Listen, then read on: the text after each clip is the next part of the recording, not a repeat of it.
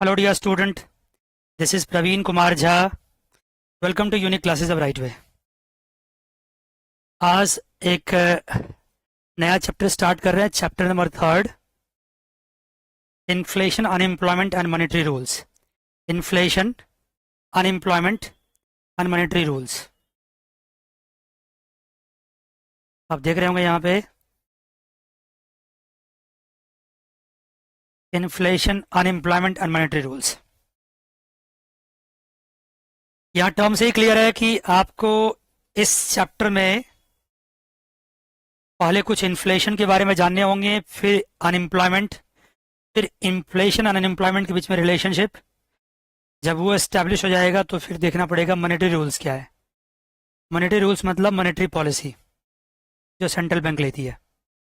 फिर इन तीनों को मिलाकर एक मॉडल तैयार होगा, और वो मॉडल जब तैयार होगा तो आपका कॉन्सेप्ट पीक पे जाएगा और वो मॉडल तक एग्जाम में आएंगे।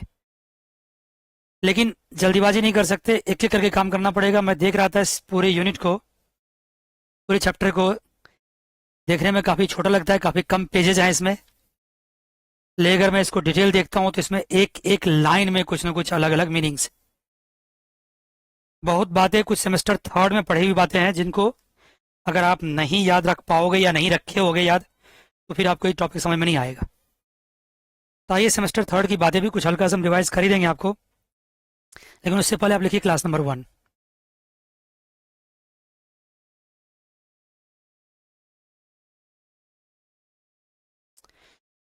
जैसे जैसे चैप्टर प्रोग्रेस करेगा मैं बताता जाऊंगा कौन कौन से टॉपिक इसमें जरूरत पड़ेगा, क्या क्या टॉपिक्स आएंगे।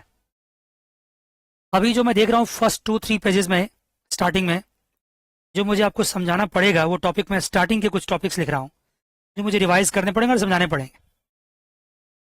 सबसे पहला टॉपिक इसमें वेज सेटिंग।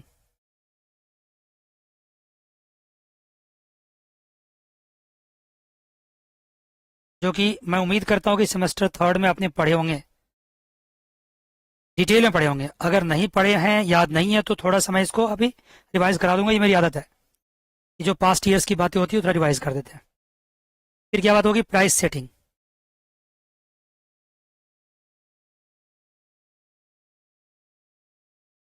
फिर मैं देख रहा हूँ कुछ बातें जो मुझे मुझे बतानी पड़ेगी आपको इन्फ्लेशन के बारे में, and moreover Phillips curve के बारे में।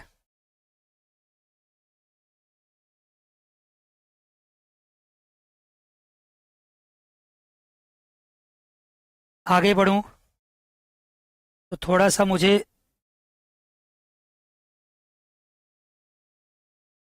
अकुन्स लॉ भी समझाने पड़ेंगे।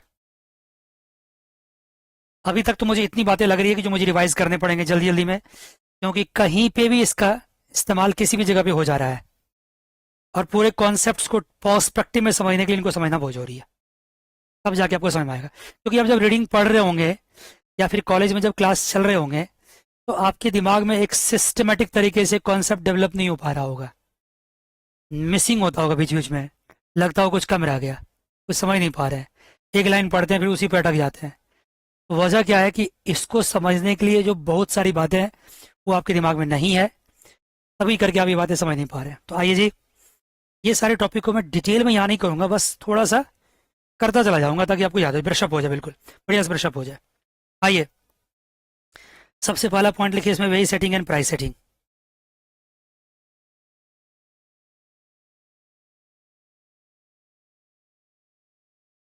Veg setting and price setting.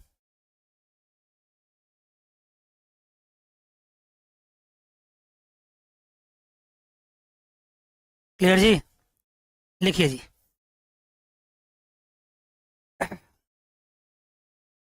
कहने के लिए वेज सेटिंग प्राइस सेटिंग पे कम से कम अगर मैं डिटेल पढ़ाने लगूँ तो 2 क्लासेस ऑलरेडी वहाँ की बना है, लेकिन जरूरत नहीं वहाँ पे। यहाँ जितनी जरूरत उतना ही बता रहा हूँ। मैं ऐसा करता हूँ कि एक साइड रखता हूँ वेज सेटिंग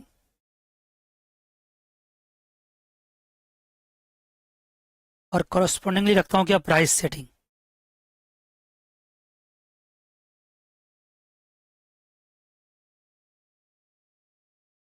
लेबर कितने वेज डिमांड करेंगे that is being discussed with the help of what, wage setting relations. और फॉर्म कितने वेज देंगे, that is price setting relations. तो वर्कर कितने वेज डिमांड करेंगे, wage is the function of expected price given है, is the function of what, u n Z.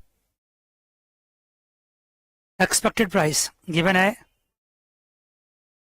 Expectation की बात आप समझते हैं जनरली क्या होता है।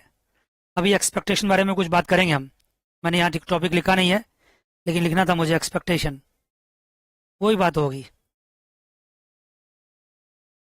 बातें तो बहुत होगी, ल्यूकस मॉडल बारे में बात होगी, लेकिन धीरे धीरे adaptive expectation and rational expectation बात होगी, धीरे धीरे बात होगी। तो W equals to P F sorry function of U and mu sorry U and Z. आप जानते हैं अगर P गिवन है तो wage is negatively related to unemployment. अगर अनएम्प्लॉयमेंट ज्यादा हो तो वेज कम होगा।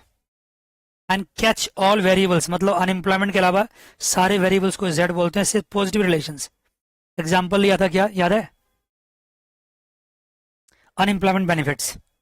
अगर किसी बंदे को अनएम्प्लॉयमेंट बेनिफिट मिल रहा है तो बैठे बैठाए काम करना पसंद नहीं करेगा, फिर वो ज़्यादा चार्ज करेगा लेबर का।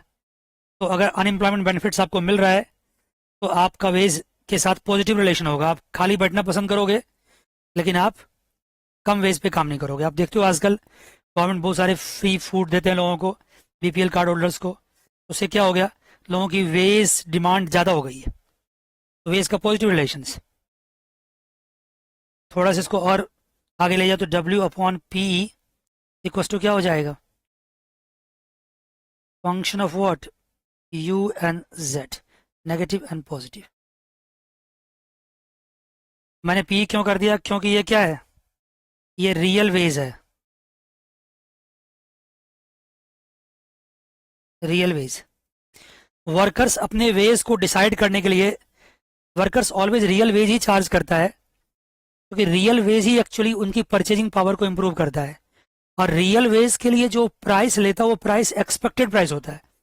आप बताइए, आप अगर वर्कर हैं, आप नौकरी करने जा रहे हैं, तो आज जो मार्केट में प्राइस है वो प्राइस आप चार्ज करोगे अपने एम्प्लॉयर से, या फिर आपको सैलरी जब मिलेगी, मतलब कुछ महीने बाद मिलेगी, कुछ टाइम बाद मिलेगी, उस वक्त जो प्राइस होगा वो चार्ज करोगे। ऑफ कोर्स अब आगे का प्राइस चार्ज करोगे।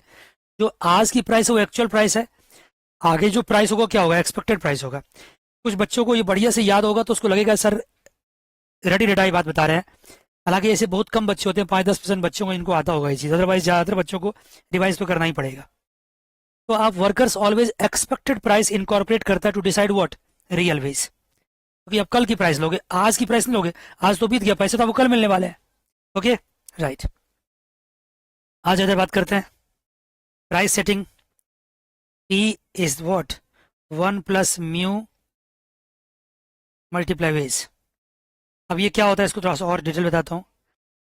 प्राइस वर्क वेज पे डिपेंड करता है और वेज का सर्टेन परसेंटेज उसमें प्लस करते हैं। वेज का सर्टेन परसेंटेज जो प्लस करते हैं वो क्यों प्लस करते हैं, ये म्यू क्या होता है, यहाँ पे मार्कअप होता है। मार्कअप मतलब अदर कॉस्ट भी हो सकते हैं, प्रॉफिट मार्जिन हो सकते हैं।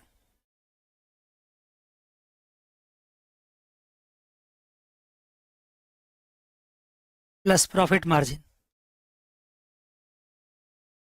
तो मान लेते हैं कि वेज है और वेज का सर्टेन परसेंटेज है जो हम प्राइस में जोड़ देते हैं, सो दैट कि हमारा सारा कॉस्ट निकल जाता है और साथ साथ प्रॉफिट मार्जिन हो जाता है। यहाँ वेज को कॉमन ले लेंगे तो क्या होगा, 1 प्लस म्यू, ये प्राइस रिलेशन है। अब यहाँ अगर प्राइस अपॉन W कर दें तो ये क्या हो जाएगा, 1 प्लस म्यू। इसको इन्वर्स कर दें तो P upon W, W upon P sorry, 1 upon 1 plus mu. अब ये क्या है, ये भी रियल वेज है, लेकिन ये रियल वेज कौन सा है, that firms want to pay to worker। और ये रियल वेज कौन सा है, दैट worker wants to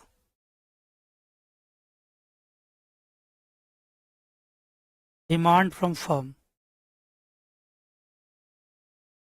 ये डिफरेंस, एक फर्म पे करना चाहता है, एक वर्कर लेना चाहता है। जब दोनों मिल जाएगा, ये दोनों अगर मैच करेगा तभी तो इक्विलिब्रियम पॉइंट होगा।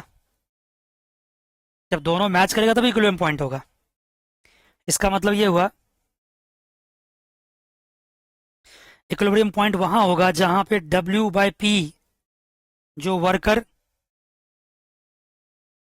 डिमांड कर रहा है और W/P जो वर्कर देना चाह रहा है, दोनों इक्वल हो जाए। W/P क्या है? Function of what? U and Z equal to 1/1 plus mu. ये आपका क्या होगा? इक्विलिब्रियम पॉइंट होगा। क्या इसकी जरूरत थी यहां पढ़ाने की? अभी दिखाऊंगा मैं कुछ देर में आपको। क्लियर बच्चे? यहां तो कोई दिक्कत तो नहीं है? नहीं सर।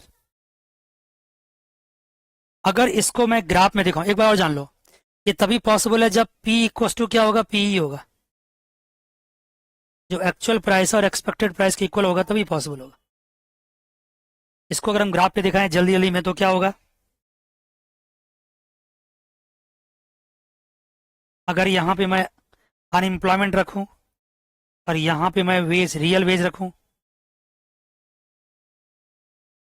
एक ऐसा रियल वेज होगा, एक ऐसा टाइम होगा जहां पे W/P इक्वल टू क्या होगा? W/P होगा। वो पॉइंट मान लो ये है। इसका मतलब ये पॉइंट क्या है? P इक्वल टू P वाला पॉइंट। ये तभी होगा ना जब P इक्वल टू P होगा। ये कैसा पॉइंट होगा? इस पॉइंट पे जो प्राइस होगा वही प्राइस प्रिवेल करेगा।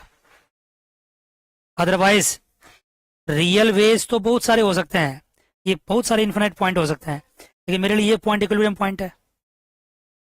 ये कहलाएगा प्राइस सेटिंग रिलेशंस।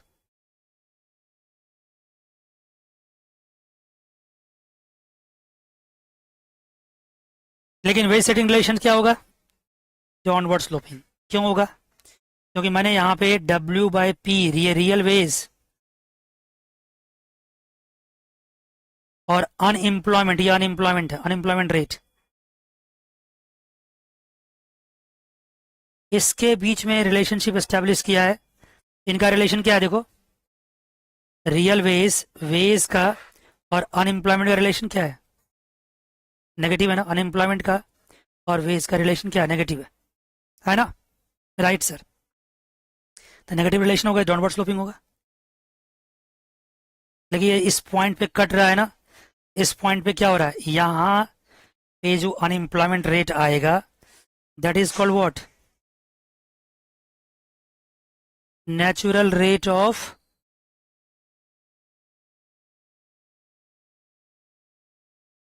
अनएम्प्लॉयमेंट। ये सब कुछ भी इस चैप्टर में पूछा नहीं जाएगा, लेकिन इसमें से कोई भी पॉइंट कहीं भी यूज हो सकता है किसी भी चीज को समझने के लिए। नेचुरल रेट ऑफ अनएम्प्लॉयमेंट मतलब अब जो अनएम्प्लॉयमेंट बचा हुआ है ना, मतलब समझ लो सारे वर्कर्स एम्प्लॉयड हैं, ये जो अनएम्प्लॉयमेंट है ये क्या हो सकता है? या स्ट्रक्चरल अनएम्प्लॉयमेंट या फिर फ्रिक्शनल अनएम्प्लॉयमेंट।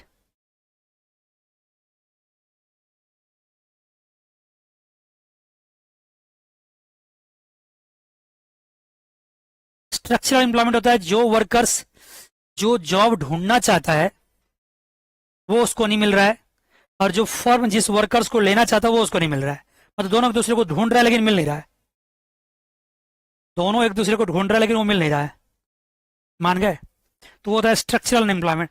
अनएम्प्लॉयमेंट वो तो हो ही जाएगा, आज निकल मिल ही जाएगा उसको। अब फ्रिक्शनल होता है कि कोई बंदा मान लो जॉब छोड़ा है, अभी उसको नया जॉब नहीं मिला है, तो स्ट्रक्चरल अनएम्प्लॉयमेंट तो सोसाइटी में रहेगी और फ्रिक्शनल भी रहेगी। और जब इतना ही unemployment, that is called what?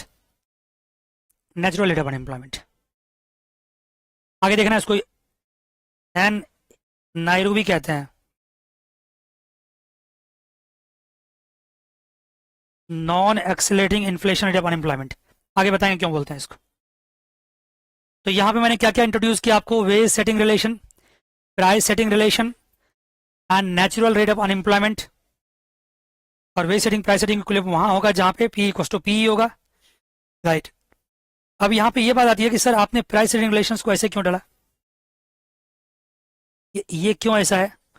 क्योंकि प्राइस सेटिंग रिलेशन का अनएम्प्लॉयमेंट के साथ कोई रिलेशन नहीं है। अनएम्प्लॉयमेंट का कोई भी लेवल हो जाए, प्राइस सेटिंग रिलेशन में फर्क नहीं पड़ने वाला है। क्योंकि ये ग्राफ जो अल्टीमेटली वो किसके साथ है? रियल वेज और अनएम्प्लॉयमेंट के साथ। राइट सर, ये बातें समझ पे थर्ड में हो चुकी है। हो चुकी है ना? बोलिए जी, हो चुकी होगी। राइट जी। अब लेकिन यहाँ पे ये बात है कि ये नेचुरल रेट ऑफ अनएम्प्लॉयमेंट भी चेंज हो सकता है। कब? या तो प्राइस सेटिंग रिलेशन चेंज हो जाए, देखो ये आ गया यहाँ पे, या फिर क्या हो जाए? वेज सेटिंग रिलेशन चेंज हो जाए, देखो फिर भी यहाँ आ गया। अगर प्राइस सेटिंग रिलेशन चेंज होगा तो भी चेंज हो सकता है, वेज सेटिंग रिलेशन चेंज होगा तो भी चेंज हो सकता है। तो प्राइस सेटिंग रिलेशन क्यों चेंज हो सकता है? प्राइस रिलेशन में क्या है? ये है म्यू, है मार्कअप है। अगर मार्कअप में चेंज हो जाए, जैसे मान लो अदर फैक्टर कॉस्ट, जैसे मान लो रॉ मटेरियल कॉस्ट हो गया या पेट्रोलियम प्राइस हो गया, कुछ भी जो प्रोडक्शन को करने में हेल्प करता है, वो सारे कॉस्ट में चेंज हो तो प्राइस में चेंज आएगा। राइट, तो उस केस में प्राइस सेटिंग रिलेशन क्या होगा? प्राइस सेटिंग रिलेशन चेंज होगा। यहाँ पे जान लो ये पॉइंट क्या, ये है 1/1 प्लस म्यू।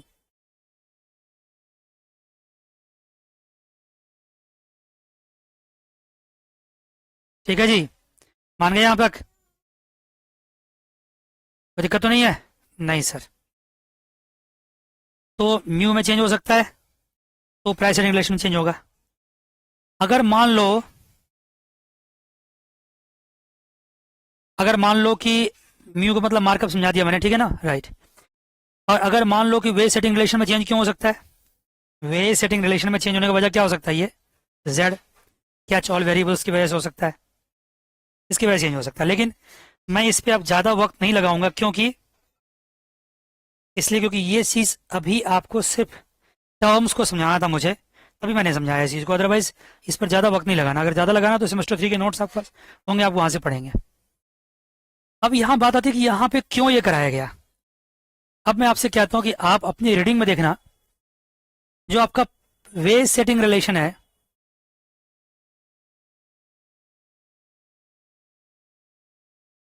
वो दिया गया है wage setting curve upward sloping. Wage setting curve upward sloping है। ऐसा क्यों है, वही जानना है मुझे। जबकि यहाँ पे रियल वेज तो है ही। अगर यहाँ पे अनएम्प्लॉयमेंट लेंगे तब ये डाउनवर्ड स्लोपिंग होगा, और अनएम्प्लॉयमेंट ना लें, यहाँ क्या ले लें? यहाँ पे एम्प्लॉयमेंट ले लें, ई ले लें।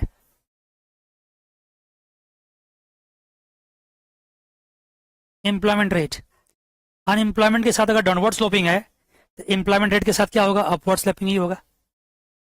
और जो प्राइस सेटिंग है वो तो अनएम्प्लॉयमेंट एम्प्लॉयमेंट किसी पे भी डिपेंड ही नहीं करता, तो वो क्या होगा? हॉरिजॉन्टली रहेगा। ये प्राइस सेटिंग कब होगा?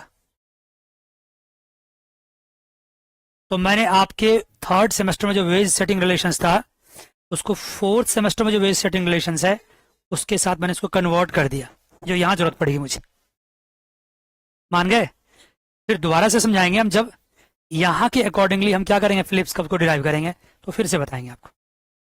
मान गए जी? अब इस पॉइंट पे जो, जब इस वहां पे क्या था, नेचुरल रेट ऑफ अनएम्प्लॉयमेंट था, या इसको इक्विलिब्रियम अनएम्प्लॉयमेंट कह सकते हो, तो ये क्या कहलाएगा? ये कहलाएगा equilibrium employment.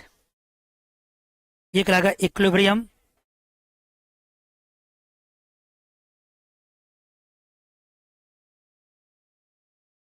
Employment rate, short में ERU। क्योंकि सर आपने वहां तो कहा था नेचुरल रेट ऑफ अनएम्प्लॉयमेंट, तो यहाँ क्या, तो नेचुरल रेट ऑफ एम्प्लॉयमेंट कह सकता हूं मैं, लेकिन आपके बुक में इसको क्या कहा गया है? ERU कहा गया, इक्विलिब्रियम रेट ऑफ एम्प्लॉयमेंट कहा गया है। तो अगर आपकी रीडिंग में कहीं ERU दिख जाएगा तो आप परेशान हो जाओगे, सर ERU क्या चीज है। इसलिए मुझे यहाँ पे ERU टर्म इस्तेमाल करना पड़ा। मान गए? इसका इस्तेमाल हम करेंगे अभी। ओके जी बच्चे? राइट। तो यहाँ पे क्या हो गया, यहाँ पे wage setting and price setting, इसकी बातें तो कंप्लीट हो गई। क्लियर? Clear sir. अब हम लोग बात करेंगे थोड़ा inflation, Phillips curve and all that.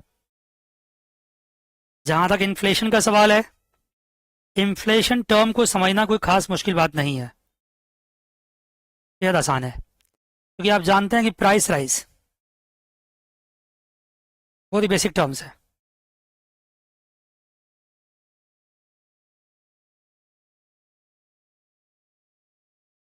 उसको पाई से डिनोट करते हैं, आज की प्राइस और माइनस पिछले टर्म की प्राइस डिवाइड बाय पिछले टर्म की प्राइस, जैसे इन्फ्लेशन।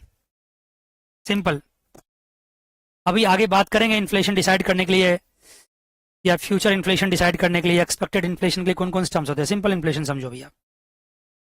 लेकिन अभी मुझे जो समझाना आपको है, समझाना है फिलिप्स कर्व।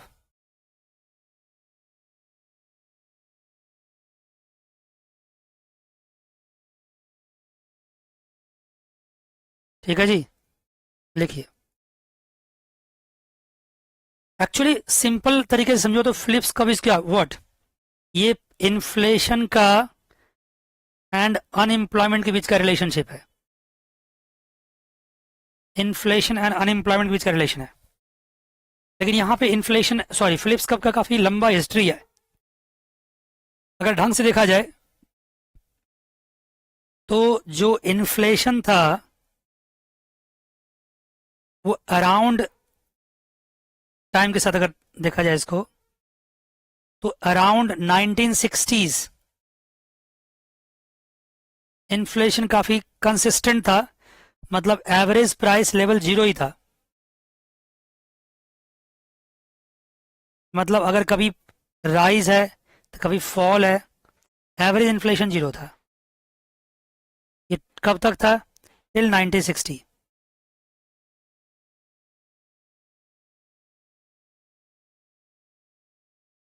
इसके बाद देखा गया तो क्या देखा गया कि अब प्राइस राइज हो रहा है, इसका पैटर्न ऊपर की तरफ, प्राइस राइज हो रहा है।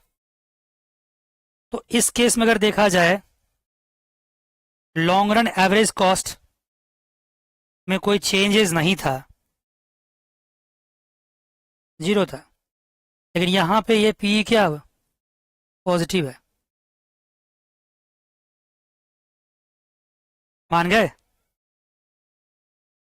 तो जो original form of Philip curve था वो 1960 में आया, और उसके बाद उसमें थोड़ा मॉडिफिकेशन भी हुआ। इसलिए फिलिप्स कर्व एक ओरिजिनल फॉर्म थे और एक मॉडिफाइड फॉर्म। ओरिजिनल फॉर्म में सीधी सी बात थी कि एक साइड इन्फ्लेशन रखा, एक साइड अनएम्प्लॉयमेंट रखा, और वो डाउनवर्ड स्लोपिंग था। बहुत सिंपल। डिटेल पढ़ना चाहे सेमेस्टर 3, यूके के डेटा पे रिसर्च किया गया और फिर इस तरह के कंक्लूजन निकाले गए। लेकिन बाद में क्या हुआ कि 1965 के बाद इसमें मॉडिफिकेशन आया। मॉडिफिकेशन दो तरह का आया। पहले इसमें एक्सपेक्टेड इन्फ्लेशन,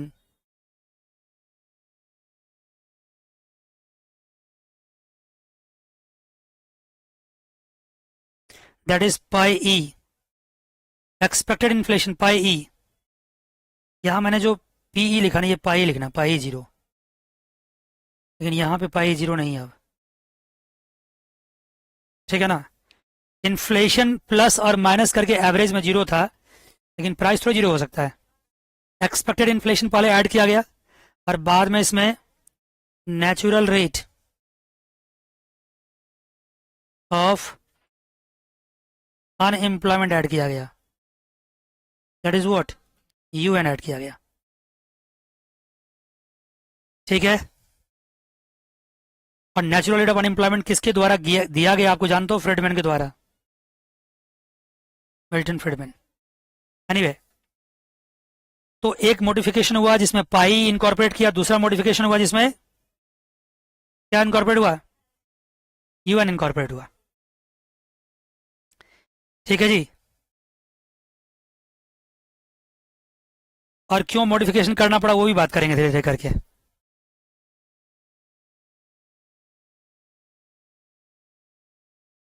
बहुत ज्यादा नहीं, थोड़ा थोड़ा करते जाएंगे।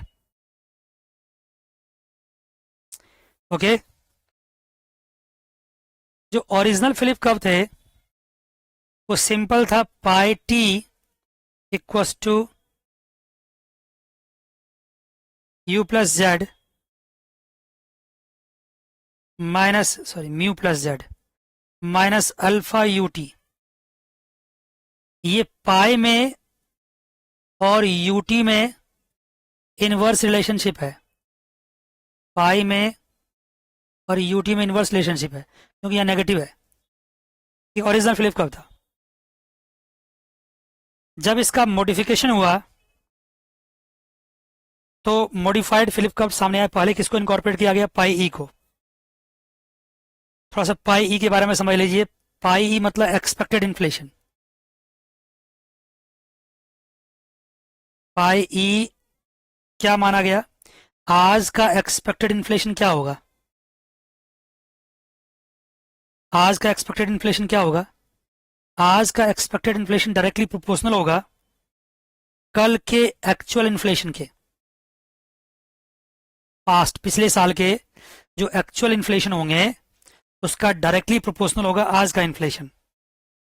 और आज का एक्सपेक्टेड इन्फ्लेशन, आज कितना हम उम्मीद कर रहे हैं, उसको इक्वस टू कर दिया जाए तो यहाँ थीटा ले सकते हैं और pi T minus one.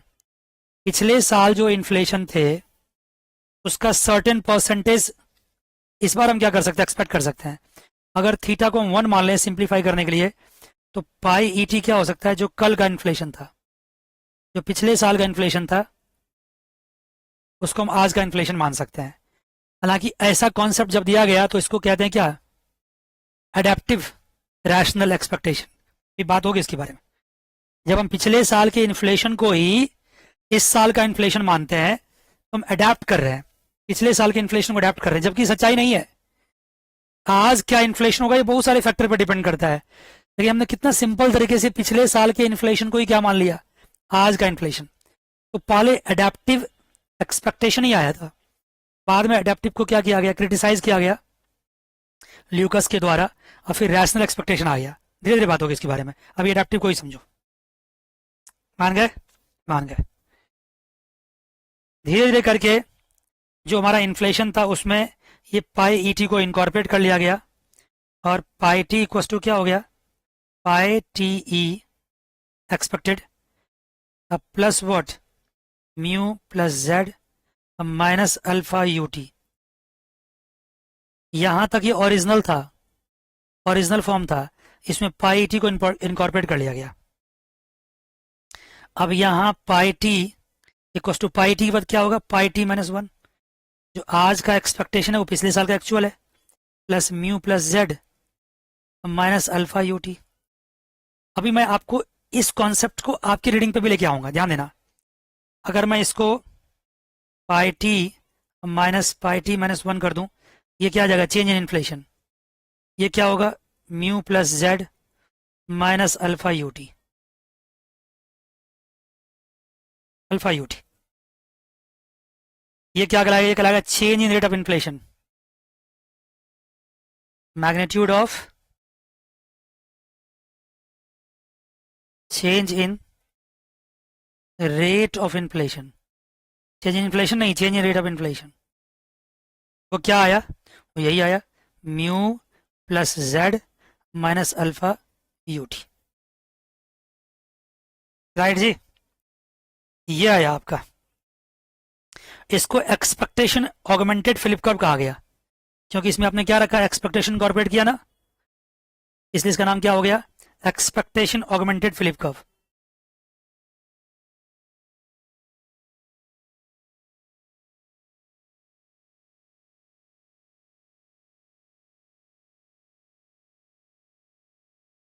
Philips curve थोड़ा थोड़ा रिवाइज करते जाइए फटाफट, ज्यादा डिटेल नहीं पढ़ना है। Expectation augmented Philip curve. लेकिन इसके बाद फिर एक सेकेंड मॉडिफिकेशन आया, फिर चेंज आया। इसमें क्या होगा? नेचुरल रेट को इनकॉर्पोरेट किया जाएगा।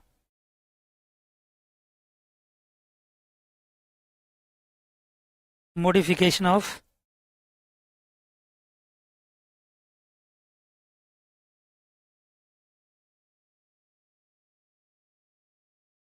Second modification of Philip curve, Phillips curve.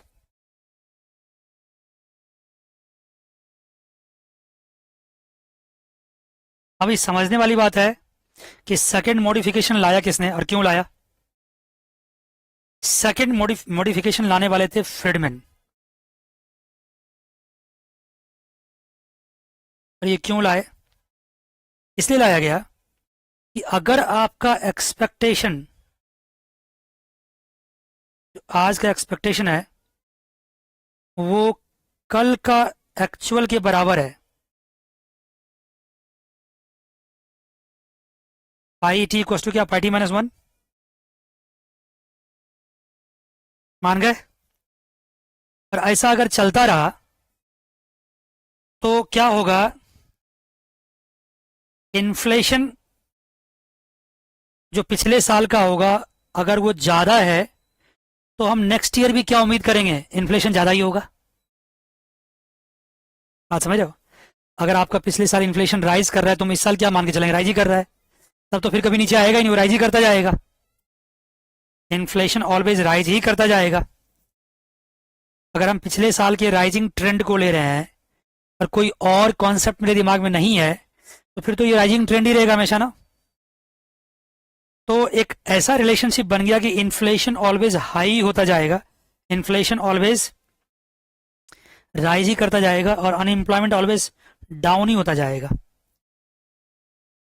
Inflation और अनएम्प्लॉयमेंट का एक ऐसा रिलेशनशिप होगा कि इन्फ्लेशन ऑलवेज हाई होता जाएगा और अनएम्प्लॉयमेंट ऑलवेज डाउन होता जाएगा। तो फ्रीडमैन सोच रहा है क्या ऐसा पॉसिबल है क्या? ऐसा हो नहीं सकता, क्योंकि वर्कर्स के पास भी दिमाग है, लेबर्स के पास भी दिमाग है, वो कभी तो दिमाग लगाएगा कि ऐसा कैसे हो सकता है कि हर बार इन्फ्लेशन क्या हो रहा है, राइज ही कर रहा है। और अगर वो हर बार इन्फ्लेशन राइज कर रहा है इसका मतलब वो क्या कर रहा है, इन्फ्लेशन को हर साल सिस्टमेटिकली अंडर प्रिडिक्ट कर रहा है। जैसे मान लो कि उसको पता है कि पिछले साल इन्फ्लेशन 10% है और इस बार 11% है, फिर इस बार 11, अगली बार 12 होगा, अगली बार 13, उसके पहले 12 होगा। इसका मतलब जानबूझ करके जो वर्कर्स है वो इन्फ्लेशन को अंडर प्रिडिक्ट कर रहा है। क्या ऐसा होगा क्या कभी? कोई वर्कर जानबूझ करके इन्फ्लेशन को अंडर प्रिडिक्ट कर सकता? मैं ये कहना चाहता हूं, देखो फिर दोबारा सुनना। अगर लास्ट ईयर का 8% है तो नेक्स्ट ईयर मान लो 9% है, उसके नेक्स्ट ईयर मान लो 10% है, क्योंकि इस साल का ये जो एक्चुअल है वो अगले साल का एक्सपेक्टेशन होगा, ये अगले साल का एक्सपेक्टेशन होगा। इसका मतलब इससे पैटर्न नहीं लग रहा है कि वर्कर जानबूझ करके या समझते बूझते भी हर साल क्या कर रहा है, नेक्स्ट ईयर के इन्फ्लेशन को कम ले रहा है और इस साल ज्यादा ले रहा है। ऐसा तभी पॉसिबल हो सकता है जब कोई सिस्टमेटिक एरर हो। This is called what, systematic error. और एरर कभी सिस्टमेटिक कैसे हो सकता है, एरर का कोई पैटर्न कैसे हो सकता है, जानबूझ करके तुम एरर कैसे कर सकते हो? कर तो इसीलिए फ्रीडमैन ने कहा कि ऐसा पॉसिबल नहीं है। फ्रीडमैन ने कहा कि जो इन्फ्लेशन अनएम्प्लॉयमेंट का ट्रेड ऑफ है वो तभी पॉसिबल है जब जो वेज सेटर्स है वो सिस्टमेटिकली क्या करे, इन्फ्लेशन को अंडर प्रेडिक्ट करे। मैं लिखता हूं इसको, फ्रीडमैन ने कहा ये चीज, inflation and unemployment trade off is only possible when wage setters, जो वेज सेटिंग कर रहा है, सिस्टमेटिकली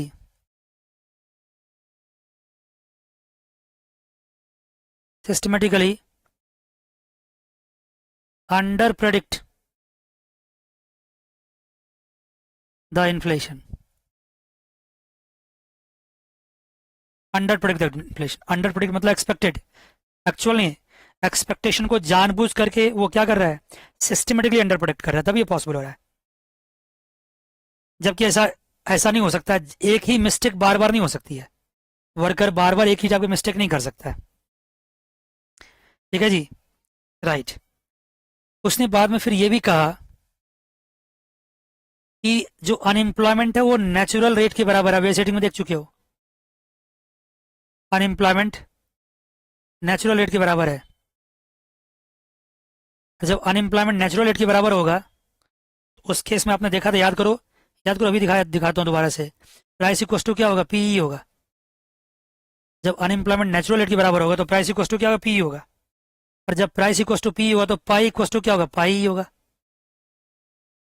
एक ऐसा पॉइंट आएगा जब अनएम्प्लॉयमेंट कहाँ जाएगा, नेचुरल रेट पे। अनएम्प्लॉयमेंट नेचुरल रेट पे जाएगा, वेज सेटर प्राइस सेटर जब इक्विलिब्रियम पॉइंट पहुंच गया तो नेचुरल अनएम्प्लॉयमेंट पहुंच गया, उस वक्त प्राइस इक्वल टू पी होगा तो इन्फ्लेशन इक्वल टू पाई होगा। मान गए, राइट सर। इस केस में अगर हम फ्लिप कर्व को यूज करें तो पाई टी इक्वल टू क्या होगा, पाई ई t plus mu plus z minus alpha u t. और अगर मान लो यहां पे मैं क्या कर सकता हूं,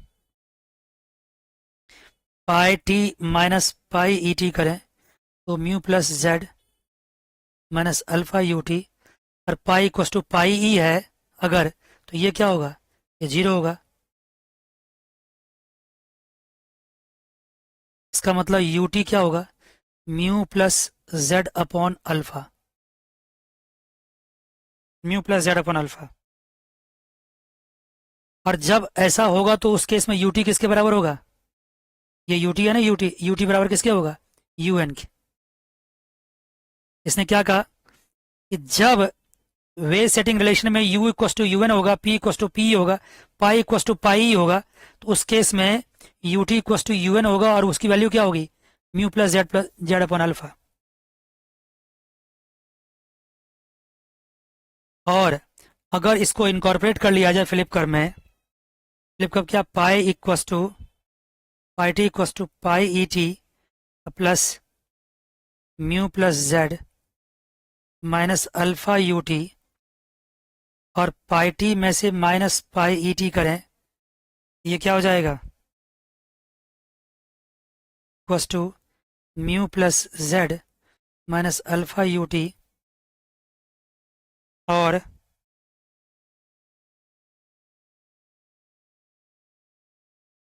अल्फा यू टी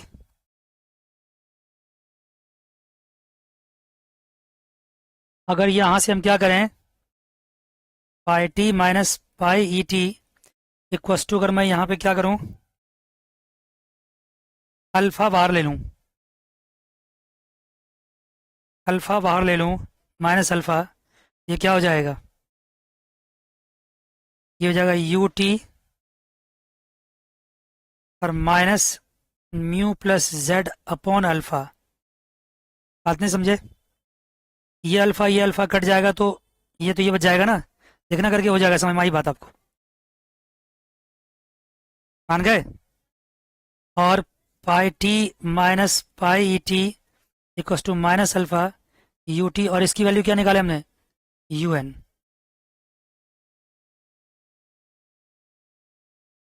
मान गए, pi T minus pi t equals to minus alpha u T minus u n. Okay, इसकी वैल्यू निकाला था हमने। ये second modification of Phillips curve हो गया अब। और यहाँ क्या खास बात देख रहे हैं हम, इसको रिजल्ट क्या आया, if U T equals to you N, U T equals to you N, ये वैल्यू पूरी पूरी जीरो हो जाएगी ना, ये वैल्यू, उस केस में क्या हो जाएगा, pi t equals to pi E t, pi t equals to pi E T.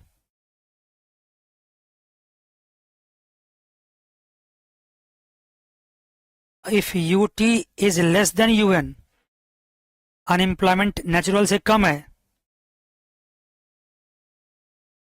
तो इन्फ्लेशन क्या होगा, ज्यादा हो जाएगा, then pi E T is what, more than pi T minus one, inflation बढ़ेगा। अगर अनएम्प्लॉयमेंट कम होगा तो इन्फ्लेशन बढ़ेगा। If U T is more than you N then pi E T is less than pi T minus one. अगर unemployment बढ़ेगा तो inflation कम होगा। अब इस पॉइंट पे जो यूएन है, ये यूएन को ही क्या बोलते हैं, NAIRU, non accelerating inflation rate of unemployment. मतलब ये ऐसा अनएम्प्लॉयमेंट रेट है जो चेंज नहीं होगा अगर इन्फ्लेशन का कोई भी पॉइंट आ जाए। जैसे मान लो, देखो ये लाइन ड्रॉ कर देता हूँ और यहाँ मैं यूएन रखता हूँ, इन्फ्लेशन किसी भी पॉइंट पे पहुंच जाए, इन्फ्लेशन कहीं भी पहुंच जाए, लेकिन ये यूएन चेंज नहीं होगा, non accelerating, non accelerating, right ना। अब ये नॉन NAIRU का भी इस्तेमाल आपके रीडिंग्स में है, इसलिए मुझे इतना पढ़ाना पड़ा। मान गए? मान गए जी। तो यहां पे आपने काफी जानकारी हासिल करी। अगर मैं नटशेल बोलूं कि आपको क्या क्या थोड़ा सा याद रखना है, तो original form of Phillips curve देख लेना। Original form of Phillips curve क्या था? Pi t equals to mu plus z minus alpha u t. फिर एक्सपेक्टेड इन्फ्लेशन में क्या था? Pi t equals to pi E t plus mu plus z minus alpha u t. अगर u n include कर लिया गया तो pi T minus one equals to minus alpha u T minus u N. ये आपको जरूरत पड़ सकता है किसी भी न्यूमेरिकल को सॉल्व करने में, राइट ना? Right sir. एक ओरिजिनल फॉर्म है, एक एक्सपेक्टेशन इंक्लूडेड है पाई या देन यू एन इंक्लूडेड है। ज़्यादा ज़्यादा नहीं सोचना। अब ये सोचने वाली बात है कि कहोगे सर आपने इसको अभी क्यों पढ़ाया? अब देखो इसलिए पढ़ाया क्योंकि अगर आप अपने रीडिंग में फिलिप्स कर्व देखो, अभी आपको फिलिप्स कर्व यहाँ पे क्या दिख रहा है कि अगर मैं इन्फ्लेशन को यहाँ रखूँ, अनएम्प्लॉयमेंट यहाँ तो डाउनवर्ड स्लोपिंग दिख रहा है फिलिप्स कर्व में। लेकिन आपकी रीडिंग में मैं देखता हूँ फिलिप्स कर्व को, तो फिलिप्स कर्व अपवर्ड स्लोपिंग दिख रहा है। फिलिप्स कर्व अपवर्ड स्लोपिंग दिख रहा है, ये फिलिप्स कर्व है। यहाँ पे इन्फ्लेशन तो है, लेकिन हॉरिजॉन्टल एक्सिस पे अनएम्प्लॉयमेंट नहीं है, बल्कि वहां पे ग्रोथ रेट है।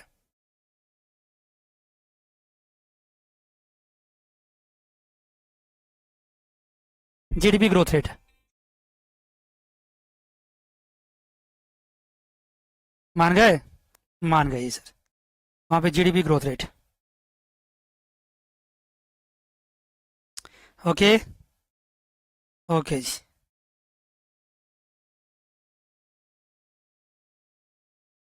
अब देखो अनएम्प्लॉयमेंट के साथ इसका नेगेटिव रिलेशन है। अगर अनएम्प्लॉयमेंट के साथ नेगेटिव रिलेशन है पाई का, अगर अनएम्प्लॉयमेंट के साथ नेगेटिव रिलेशन है तो एम्प्लॉयमेंट के साथ क्या होगा? पॉजिटिव रिलेशन होगा। और GYT जिसको यहाँ पे वाई से नोट किया, इसके साथ भी क्या होगा? पॉजिटिव रिलेशन होगा। मतलब अगर जीडीपी बढ़ेगा, जीडीपी ग्रोथ रेट बढ़ेगा, तो इन्फ्लेशन भी क्या होगा? बढ़ेगा, पॉजिटिव रिलेशन होगा। आपकी रीडिंग में इसलिए इन्फ्लेशन कर्व को with respect to Y upward sloping दिखाया गया। लेकिन यहाँ पे सवाल एक और उठता है कि सर हम तो फिलिप्स कर्व उसी को बोलते हैं ना जहाँ पाई और म्यू में रिलेशनशिप हो, तो ये पाई और वाई में रिलेशनशिप कैसे हो गया? इसको समझना पड़ेगा। इसको समझने के लिए मुझे क्या करना पड़ेगा? मुझे आपको अकुंस लॉ बताना पड़ेगा। जब बताने ही आए तो बताएंगे। देखिए टॉपिक क्या लिखिए, अकुंस लॉ। मैं बता रहा हूँ मैंने बहुत ज़्यादा नहीं बताया है, सिर्फ हल्का हल्का ब्रशअप करता चला गया है। और ये सब कुछ सारे कॉन्सेप्ट आपके बास्केट में रहेंगे ना, आपके ब्रेन में, तब जाके इस रीडिंग को पढ़ोगे, समझोगे, तो ये रीडिंग आपको कुछ समझ में आएगा। फिर भी 100% नहीं आएगा, बहुत कॉम्प्लिकेटेड है, लेकिन आएगा। मैं आपको 100% घुसा के ही छोड़ूंगा, चिंता मत करना। राइट जी, राइट। देख लिया यहाँ तक। आइए जी, अब हम देखते हैं कि हमारी रीडिंग में जो फिलिप्स कर्व का शेप डिफरेंट दिया हुआ है, क्यों दिया हुआ है, उसके लिए मुझे क्या करना पड़ेगा? ऑकुन्स लॉ। कई बार कुछ टीचर लोग क्या करते हैं, ये मान कर चलते हैं कि इतनी छोटी छोटी मॉडिफिकेशन और चेंजेस तो बच्चे बड़े आसानी से कर सकते हैं। बच्चे करते भी होंगे कुछ बच्चे, लेकिन मुझे ऐसा बिलीव नहीं होता। मुझे लगता नहीं, कहीं ना कहीं कोई बच्चा अगर फंस गया तो उसके दिमाग में पूरा सेशन क्या रहेगा? डॉट रहेगा, आखिर ऐसा क्यों है। इसलिए मुझे थोड़ा रिवीजन भी कर देना होता है, और साथ साथ जो बदलाव है उसको भी आपके सामने रख देना होता है। लिखिए ऑकुन्स लॉ। डबल बेनिफिट होता है, एक तो साथ साथ आपकी रीडिंग में जो उसकी जरूरत है वो ही पूरा हो रहा है। देखिए ऑकुन्स लॉ, इसको भी यहाँ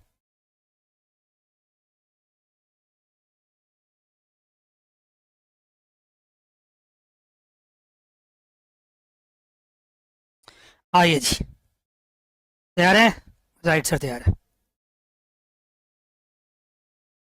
क्या अकुंस लॉ? अकुंस लॉ अनएम्प्लॉयमेंट का, अनएम्प्लॉयमेंट रेट का किसके साथ, जी वाई टी ग्रोथ रेट के साथ रिलेशन, और क्या देखा गया, यूटी माइनस 1, लास्ट ईयर के अनएम्प्लॉयमेंट रेट और इस साल के अनएम्प्लॉयमेंट रेट जो चेंजेज है वो नेगेटिव रिलेशनशिप रखता है किसके साथ, जी वाई टी के साथ। नेगेटिव रिलेशन क्यों, क्योंकि अगर अनएम्प्लॉयमेंट बढ़ेगा, अगर ये फिगर पॉजिटिव होगा तो ग्रोथ रेट नेगेटिव होगा, अगर अनएम्प्लॉयमेंट रेट बढ़ेगा तो ग्रोथ क्या होगा, कम होगा, अंडरस्टूड, कम होगा। ग्रोथ रेट क्या होता है, ग्रोथ होता है current year GDP minus last year GDP divide by last year GDP, ये ग्रोथ रेट है। तो ग्रोथ रेट कम हो जाएगा अगर अनएम्प्लॉयमेंट बढ़ेगा तो, ठीक है ना। अब आप यहाँ पे छोटी छोटी बातें जल्दी जल्दी समझते जाइए, क्योंकि ये सिलेबस में यहाँ पे डायरेक्टली नहीं है, इनडायरेक्टली इसका यूज है। लेबर फोर्स क्या होता है, यू प्लस एन होता है। अगर लेबर फोर्स कांस्टेंट है, ऑफ कोर्स अगर एन बढ़ेगा, अनएम्प्लॉयमेंट बढ़ेगा, तो एम्प्लॉयमेंट क्या कम होगा। लेकिन कभी कभार ऐसा भी हो सकता है कि लेबर फोर्स कांस्टेंट ना हो, या अनएम्प्लॉयमेंट ये एन है, लेबर फोर्स भी बढ़े, अनएम्प्लॉयमेंट भी बढ़े और एम्प्लॉयमेंट भी बढ़े। हमारे कंट्री में क्लासिक केस, इतनी पॉपुलेशन बढ़ रही है कि लेबर फोर्स बढ़ रहा है, एम्प्लॉयमेंट नौकरियां भी बढ़ रही है और अनएम्प्लॉयमेंट भी बढ़ रही है, ऐसा भी हो सकता है अगर एल एल कांस्टेंट ना हो तो। और जो हमारी आउटपुट है वो क्या होता है, जितना अनएम्प्लॉयमेंट बढ़ेगा उसका फंक्शन होता है विद एंड कांस्टेंट, यहाँ ए होता है। ए क्या होता है, ए होता है व्हाट, एफिशिएंसी। ए यहाँ पे एफिशिएंसी ऑफ वर्कर है।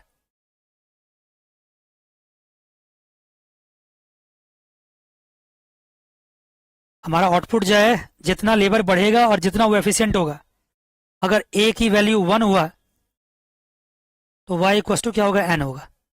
जितने एम्प्लॉयमेंट बढ़ेंगे उतने आउटपुट बढ़ेंगे, अगर ए को 1 मान लिया जाए तो। अदरवाइज अगर एम्प्लॉयमेंट नहीं भी बढ़ेंगे, एम्प्लॉयमेंट नहीं भी बढ़ेंगे तो भी वाई बढ़ सकता है, अगर वर्कर की एफिशिएंसी बढ़ जाए तो। ये सब बातें पहले हो चुकी है। हमारे पास जो वर्कर है वो मैनुअली काम करता था, अब उस वर्कर को मैंने मशीन ला कर दे दिया तो उसकी एफिशिएंसी बढ़ गई, तो आउटपुट क्या होगा, बढ़ जाएगा। Right sir. इसका मतलब अगर मैं कहूँ कि y equals to A N है, इसको ग्रोथ के टर्म्स में देखूं तो ग्रोथ क्या, जी वाई क्या होगा, growth of A plus what, growth of N. Log लगा दो तो प्लस आ जाएगा। मानते नहीं मानते हो, राइट सर। इसको डिराइव करके एक फॉर्मूला तैयार किया गया, U T minus 1 equals to -0.4 G Y T -3%। ये रखा गया। ये तो समझ आया सर कि ये अनएम्प्लॉयमेंट है और ये ग्रोथ रेट है और उसमें नेगेटिव रिलेशन है। ये 3% क्या है, इसको माना गया नॉर्मल ग्रोथ रेट।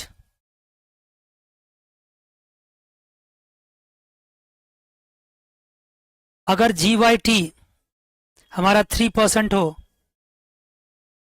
तो ये भी 3% हो जाएगा, और ये भी 3%, तो ये पूरा पूरा क्या हो जाएगा, ये पूरा क्या होगा, 0 हो जाएगा।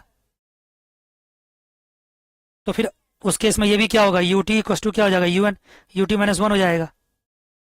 यूटी इक्वस टू यूटी -1 हुआ, इसका मतलब चेंज इन अनएम्प्लॉयमेंट रेट क्या हुआ,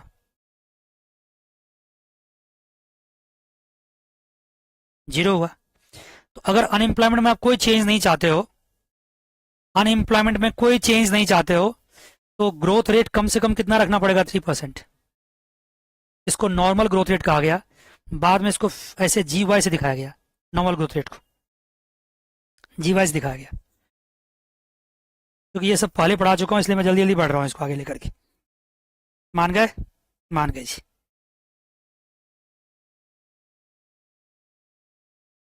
अगर आप चाहते हो u इक्वस टू क्या होता है, u by L, u equals to क्या होगा, 1 माइनस एन बाय,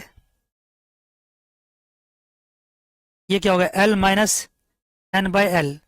u को लिख सकते हैं क्या हम, labour force minus employment, that is l upon L minus N upon L, that is 1 minus N upon L, right ना, u इक्वस टू। मान गए। अगर आप चाहते हो कि इसमें चेंज ना हो तो आपको जितने इसमें चेंज हो गए उतने ही इसमें चेंज रखने पड़ेंगे, मतलब change in N should be equal to what, change in L. Labour force में उतना ही चेंज हो जितना कि एम्प्लॉयमेंट में चेंज हो, तो यू क्या कर सकते हैं आप, कांस्टेंट रख सकते हैं, उस केस में यू कांस्टेंट रह सकता है।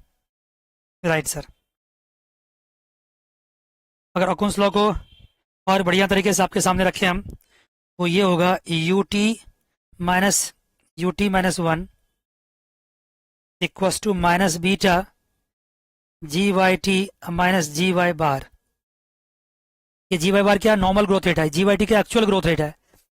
अब ये बी क्या है, अगर मान लो कि हमारा नॉर्मल ग्रोथ रेट सपोज करो 3% है और एक्चुअल ग्रोथ रेट मान लो 7% है, तो डिफरेंस कितना, 4% का है। इसका मतलब 4% जो ग्रोथ रेट में डिफरेंसेज है वो डायरेक्टली हमारे अनएम्प्लॉयमेंट को अफेक्ट नहीं करेगा, विथ सर्टेन परसेंटेज करेगा, और वो क्या होगा, माइनस बीटा। हो सकता है मान लो माइनस बीटा की वैल्यू क्या 0.5 हो, तो 0.5 इंटू क्या हो गया 4%, दैट इज क्या 2%। इसका मतलब अनएम्प्लॉयमेंट रेट में चेंज जो आएगा वो 2% आएगा। इसका मतलब जीवाईटी और जीवाई में जो डेविएशन होगा वो डायरेक्टली अनएम्प्लॉयमेंट रेट में ट्रांसलेट नहीं करेगा, बी के साथ ट्रांसलेट करेगा, इसलिए बी भी वहां पे एक फैक्टर है। मान गए, ये सब बात पहले पढ़ चुके हैं। राइट। लेकिन अकुंस लॉ का इस्तेमाल यहाँ पे भी आपके रीडिंग में किया गया है, इसलिए मुझे इसको आपके सामने रखना पड़ रहा है। मान गए, मान गए जी। अगर यू टी इक्वस टू क्या हो जाए, यू टी माइनस वन हो जाए, तो तभी होगा जब यू ये किसके बराबर होगा, यू एन बराबर होगा। U T equals to U T minus one हो गया, ये जीरो हो गया मान लो, तो अंडरस्टूड ये जीरो होगा तो क्या होगा, इसका मतलब इस केस में क्या होगा, जी वाई टी भी किसके बराबर होगा, देन जी वाई टी भी इक्वस टू किसके होगा, जी वाई बार के बराबर होगा। मान गए, मान गए सर। अगर यू टी मोर than U T minus one होगा, मतलब अनएम्प्लॉयमेंट रेट ज़्यादा हो रहा है, तो उस केस में क्या होगा, आपका ग्रोथ रेट कम हो जाएगा, तो उस केस में g Y t will be less than g y bar. अगर अनएम्प्लॉयमेंट रेट पास्ट ईयर से कम हो रहा है, अनएम्प्लॉयमेंट कम हो रहा है, तो g Y t will be more than g y bar. Of course unemployment कम हो रहा है तो ग्रोथ ज़्यादा होगा, अनएम्प्लॉयमेंट ज़्यादा हो रहा है तो ग्रोथ कम होगा, like that. Right sir, right sir. ठीक है जी, अच्छा रिवीजन रहा अभी तक का अकाउंट्स लॉ का, तो ये सब पॉइंट आप याद रखिएगा, अकाउंट्स लॉ का भी यहाँ इस्तेमाल है। अब मैं क्या करूँ, एक और चीज़ बताता हूँ, फिर तीनों को साथ रखूंगा, और वो क्या है, तीसरा आपका एग्रीगेट डिमांड।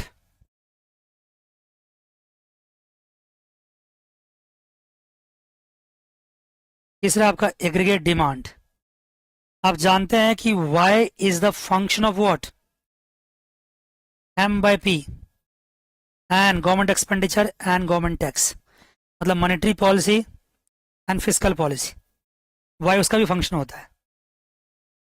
और ये फंक्शन को यहाँ पे मैं लेमडा से डिनोट कर सकता हूँ, y इक्वस टू लेमडा। अगर मैं मॉनेटरी पॉलिसी लेके चलूँ तो m बाई पी ले लूँ, फिजिकल को छोड़ दो भी। अगर मैं देखूँ कि हमारे इसमें कितना ग्रोथ होगा, जी वाई टी करूँ, ये फिर क्या होगा, G M T growth rate of money minus growth rate of P, that is what pi T. Price में जो चेंज होता है उसको पाई टी तो बोलते हैं। ये एक और नया इक्वेशन आपके सामने आ गया, g Y t equals to g M t minus pi t. अगर g M t equals to pi t हो जाए, मैंने मनी ग्रोथ और इन्फ्लेशन ग्रोथ सेम हो जाए, तो जी वाई टी क्या होगा, जीरो होगा। Money growth and inflation growth same हो जाए, जितना सेंट्रल बैंक मनी सप्लाई कर रही है, ग्रो कर रही है, वो सारा सारा इन्फ्लेशन में ट्रांसलेट हो रहा है। आपने कहीं कहीं क्लासिकल इकोनॉमिक्स में पढ़ा था M V equals to what P Y, याद रहा क्यू टी एम, हल्का से याद करो। देखो सारा कॉन्सेप्ट साथ लेके चलोगे ना, तभी मैक्रो में सक्सेसफुल हो पाओगे, या इकोनॉमिक्स में कहीं पे भी, माइक्रो में भी। उसमें भी क्या देखा था आपने, अगर वी और वाई को मैं कांस्टेंट मान लिया था, तो change in M equals to क्या था, चेंज इन पी था। ये चेंज इन एम क्या था, जी एम टी था, और चेंज इन पी क्या था, पाई टी था। ये दोनों इक्वल हो गया तो वाई टी में चेंज क्या हुआ, जीरो हो गया। वाई अगर कांस्टेंट है, वाई बार है, तो जी वाई टी क्या होगा, जीरो होगा। कांस्टेंट में कांस्टेंट अगर कोई टर्म है तो उसका ग्रोथ रेट क्या होता है, जीरो होता है। Right sir. अब अगर मैं इन सब को एक साथ रखूं, इन सबको एक साथ रखूं, एक छोटी सी बात और समझ लो, अगर g M t is what more than pi t, money growth rate inflation growth rate से ज़्यादा है, money growth rate inflation growth rate से ज़्यादा है, money growth rate is more than inflation growth rate, money growth rate is more than inflation growth rate.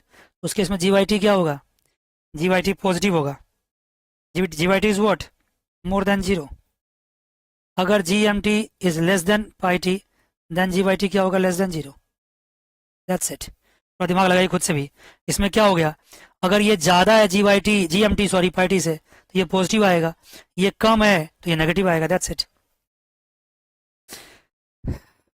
ऐसा मैंने semester 3 में नहीं पढ़ाया था, वहाँ पे बहुत ही आराम से, जो आज मैंने एक ही क्लास में ख़त्म कर रहा हूँ उसको वहाँ पे मैंने 3 4 5 क्लासेस में कवर किया होगा, बहुत सारी बात बताते हुए। अब मैं क्यों इनको बता रहा हूँ, अब मैं इसको साथ लेके आता हूँ। देखो कितना दूर से मैं इस टॉपिक को घेरने की कोशिश कर रहा हूँ, कितना दूर से। देखो क्या है, pi T minus 1 equals to minus alpha u T minus u N. ये क्या हो गया, बोलो क्या हो गया, ये हो गया Phillips curve. U T minus 1 equals to minus beta g Y t minus g y bar. ये क्या हो गया, ऑकुन्स लॉ। और g Y t equals to g M t minus pi t. ये क्या हो गया, aggregate demand rule, aggregate demand monetary policy. ठीक है जी, तीनों साथ रखे। इससे क्या पता चला कि जीएमटी जो है मॉनेटरी पॉलिसी, वो डिसाइड करता है जीवाईटी को। देखो ना, जीएमटी डिसाइड करता है जीवाईटी को, ध्यान सुनना, जीएमटी डिसाइड करता है जीवाईटी को। अगर मैंने थोड़ा फास्ट पढ़ाया ना तो मैं पढ़ाऊंगा, क्योंकि ये रिवीजन है ये। और फिर जीवाईटी अगर चेंज हो रहा है तो जीवाईटी से अनएम्प्लॉयमेंट चेंज हो रहा है, और अनएम्प्लॉयमेंट से फिर इन्फ्लेशन चेंज हो रहा है। मतलब मॉनेटरी पॉलिसी से ग्रोथ रेट अफेक्ट हो रहा है, और ग्रोथ रेट से अनएम्प्लॉयमेंट, अनएम्प्लॉयमेंट से इन्फ्लेशन। तो अल्टीमेटली अगर मॉनेटरी पॉलिसी गवर्नमेंट ने लगाया तो देखो मॉनेटरी पॉलिसी कितना ज़्यादा ट्रांसलेट किया। ये क्या कहलाएगा, ये रिलेशन क्या है, ये रिलेशन ऑफ कुंस लॉ, और ये रिलेशन क्या है, फिलिप्स कर्व। देख लिया आपने। तो अब यहां पे इस टॉपिक में, आप टॉपिक का चैप्टर का नाम क्या था, inflation, unemployment and monetary rules. Monetary rules जब हम पढ़ेंगे तो मॉनेटरी पॉलिसी को भी पढ़ना पड़ेगा मुझे। देखेंगे कि मॉनेटरी पॉलिसी ने या मॉनेटरी रूल्स ने किस तरह से हमारे जीवाईटी को अफेक्ट किया, उससे कितना यूटी इफेक्ट हुआ, और उससे कितना पाईटी इफेक्ट हुआ। और आगे जाके देखना इसके वजह से क्या बनेगा, मुझे एक मॉडल मुझे मिलेगा जो आगे मैं पढ़ाऊंगा इस टॉपिक में, बहुत अभी क्लासेस चलेगी अच्छी खासी। वो करेगा IAS, that is PC and MR rule. Exactly मैं नहीं बता रहा हूं अभी, इसमें अभी बहुत बातें रहेगी। IAS PC and MR rule derive होगा। आईएएस कर्व जो फिजिकल पॉलिसी का पार्ट हुआ, पीसी जो फिलिप्स कर्व हुआ, एमआर जो मॉनेटरी रूल्स हुआ। मैं ये नहीं कर रहा हूं कि एग्जैक्टली अभी इसको कोरिलेट करो, लेकिन ऐसा बनेगा आगे चल देखना। मान गए जी, मान गए जी। एक और छोटी बात यहां बताना चाहता हूं मैं आपको, और वो ये है, ये जो फिलिप्स कर्व है, ध्यान समझना, party minus 1 cos 2 minus alpha UT minus UN, और ये यूटी माइनस यूएन है, और ये अगर इसको यहां पे रिप्लेस कर दें आपस में, इसका मतलब क्या होगा, अगर यूटी माइनस 1 से रिप्लेस कर दें तो ये जीवाईटी माइनस जीवाई बार भी यहां चला जाएगा, नहीं आ सकता है। आपके रीडिंग्स में क्या किया गया है, इन्फ्लेशन को इसी जीवाईटी के साथ मिला करके, तब फिलिप्स कर्व क्या किया है, डिराइव किया गया। अगर मैं ये यूटी माइनस 1 को यहाँ ऑकुन्स लॉ को यहाँ सेट कर दूं, इसमें ये माइनस अल्फा और ये माइनस बीटा करके पॉजिटिव हो जाएगा यहाँ पे रिलेशन। तो इन्फ्लेशन में ध्यान सुनना, और ये जीवाईटी में पॉजिटिव रिलेशन आ जाएगा। और यही करके इसने क्या किया, आपके रीडिंग्स में फिलिप्स कर्व ड्रॉ किया है, आपने ग्राफ में देखना, मैं वो बता रहा हूँ। तो वहाँ फिलिप्स कर्व में क्या दिख रहा है आपको, वाई एक्सिस पे पाई दिख रहा है और एक्स एक्सिस पे वाई दिख रहा है जो ग्रोथ रेट ऑफ जीडीपी है, और वहाँ पे फिलिप्स कर्व आपको अपवर्ड स्लोपिंग दिख रहा है। ये फिलिप्स कर्व है जो अपवर्ड स्लोपिंग दिख रहा है वाई के साथ। मान गए जी, मान गए। तो ये दो बातें समझाने की कि क्यों फिलिप्स कर्व यहाँ पे अपवर्ड स्लोपिंग है और क्यों यहाँ पे वेज सेटिंग भी अपवर्ड स्लोपिंग था, वेज सेटिंग रिलेशन भी अपवर्ड स्लोपिंग था इस ग्राफ में, आपके रीडिंग्स में। अब आज के बाद आप यहां नहीं पूछोगे मुझे कि वहां क्यों ऐसा दिख रहा है। और साथ साथ इस रीडिंग में कहीं पे भी अगर वेज सेटिंग रिलेशंस का यूज पड़ा, प्राइस सेटिंग जरूरत पड़ा, इन्फ्लेशन जरूरत पड़ा, फिलिप्स कर्व और कुंस लॉ, तो आप सारा इस लेक्चर के माध्यम से रिवाइज कर चुके हो। एक्सपेक्टेशन जहां सवाल है, अगली क्लास में लेंगे तो एक्सपेक्टेशन का रिवीजन करेंगे, बहुत जरूरी है।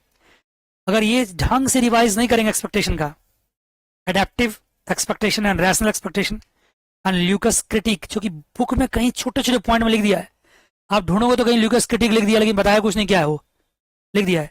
तो ल्यूकस क्रिटिक, इन सब बातों को लेकर के अगली क्लास मिलता है, रिवाइज करते हैं। मेरे ख्याल से एक क्लास और हम लगाएंगे तो फिर मेरा ये सारा इंग्रेडिएंट्स तैयार हो जाएगा जो इस रीडिंग को समझने के लिए चाहिए।